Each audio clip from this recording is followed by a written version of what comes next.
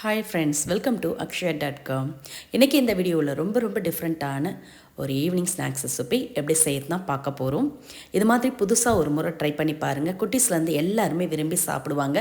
இனி அடிக்கடி செய்வீங்க. வாங்க எப்படி செய்யறதுன்னு பார்க்கலாம்.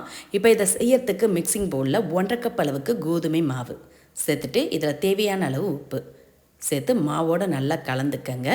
கூடவே ஒரு 2 டீஸ்பூன் அளவுக்கு எண்ணெய் சேர்த்து மாவில் நல்லா எல்லா இடம் பரவுற மாதிரி நல்லா கலந்து விட்டுக்கங்க. எண்ணெய் சேர்க்கறதுனால மேலே நல்லா கிறிஸ்பியாக இருக்கும். இது மாதிரி கட்டிகள் இல்லாமல் நல்லா உடச்சி விட்டு கலந்துட்டு தேவையான அளவு தண்ணீர் கொஞ்சம் கொஞ்சமாக சேர்த்து மாவை நல்லா இறுக்கமாக பிசைஞ்சிக்கங்க. சப்பாத்தி மாவு பிசைகிற மாதிரி கொஞ்சம் சாஃப்டாக இல்லாமல் நல்லா இறுக்கமாகவே பிசைஞ்சிங்க. இது கோதுமை மாவுன்றதுனால இது மாதிரி நல்லா இறுக்கமாக பிசைஞ்சிட்டு இதை அப்படியே ஒரு 10 நிமிஷம் மூடி வச்சுடுங்க. ஒரு 8லேருந்து 10 நிமிஷம் மாவு அப்படியே ஊறட்டும்.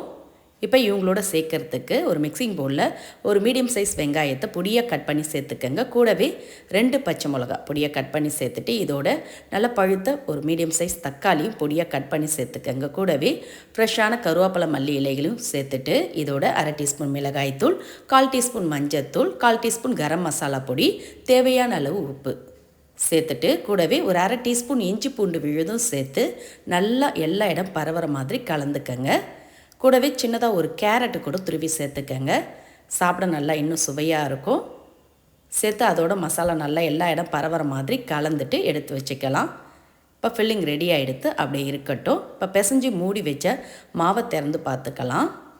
இப்போ மாவு நல்லா சாஃப்டாக இருக்குது. இதை லைட்டாக அழுத்தி பிசைஞ்சிக்கங்க. பிசைஞ்ச பிறகு பிசைஞ்ச மாவுலேருந்து நம்ம நார்மலாக சப்பாத்திக்கு உருண்டை எடுப்போம்ல அந்த சைஸுக்கு உருண்டை உருட்டி எடுத்து வச்சுக்கோங்க.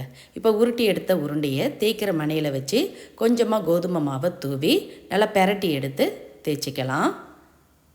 ரொம்ப மெலிசாக இல்லாமல் கொஞ்சம் தடிமனாக தேய்ச்சிக்கங்க. இந்த அளவுக்கு கொஞ்சம் தடிமனாக இருக்கணும்.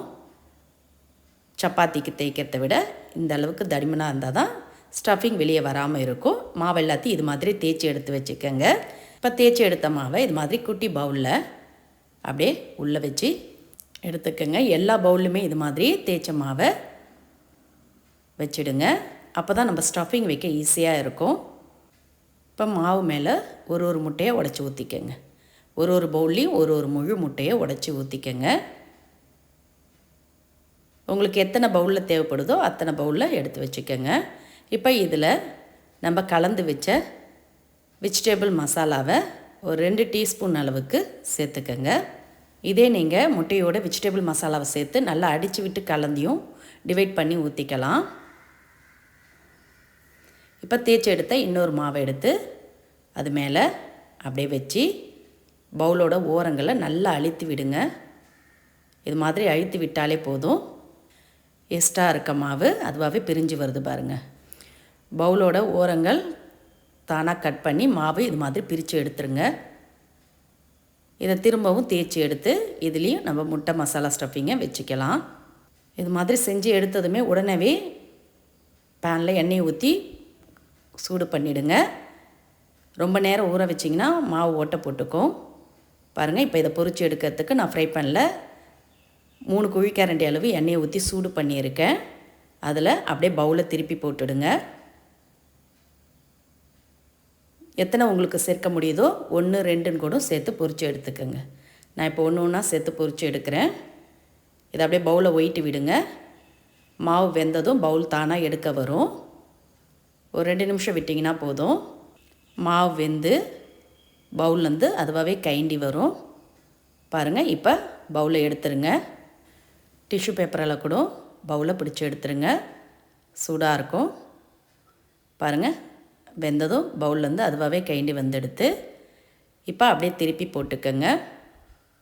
திருப்பி போட்டு இன்னொரு சைடும் வெந்து செவந்து வரட்டும். இப்போ ஓரங்கள்லாம் இது மாதிரி வெந்து செவறதுக்கு ஒயிட்டி விடுங்க. உள்ளே வச்ச முட்டை மசாலா ஸ்டஃபிங் வெளியே வராமல் நல்லா ப்ளஃபியாக உப்பி வெந்து வந்திருக்கு. நல்லா ப்ரௌன் கலரில் செவந்துருக்கு. அடுப்பை மிதமான தீயில் வச்சிங்கன்னா உள்ளேயும் வெந்து மேலேயும் செவந்து பொன்னிறமாக கிடைக்கும். இப்போ இதை எடுத்து சுட சுட பிளேட்டில் வச்சு பரிமாறலாம். மீதம் உள்ளதையும் இது மாதிரி பொரித்து எடுத்துகிட்டு வந்துடுங்க. இதை அப்படியே சாப்பிட்லாம். சைடிஷ்லாம் எதுவுமே தேவையில்லைங்க. இதில் ஒன்று சாப்பிட்டாலே போதும், வயிறு நல்லா ஃபில்லிங்காக இருக்கும். இது கூட நீங்கள் டொமேட்டோ கெச்சப் தொட்டு சாப்பிட்டாலும் அருமையாக இருக்கும். பாருங்கள், உள்ளே வச்ச முட்டை வெஜிடபிள் மசாலாலாம் நல்லா வெந்து சூப்பராக இருக்குது. இதே மாதிரி இதே அளவுகளோட கண்டிப்பாக நீங்களும் இன்றைக்கே ட்ரை பண்ணி பாருங்கள். பார்க்கும்போதே புதுசாக டிஃப்ரெண்ட்டாக இருக்கும். குட்டீஸ்லாம் ரொம்ப விரும்பி சாப்பிடுவாங்க.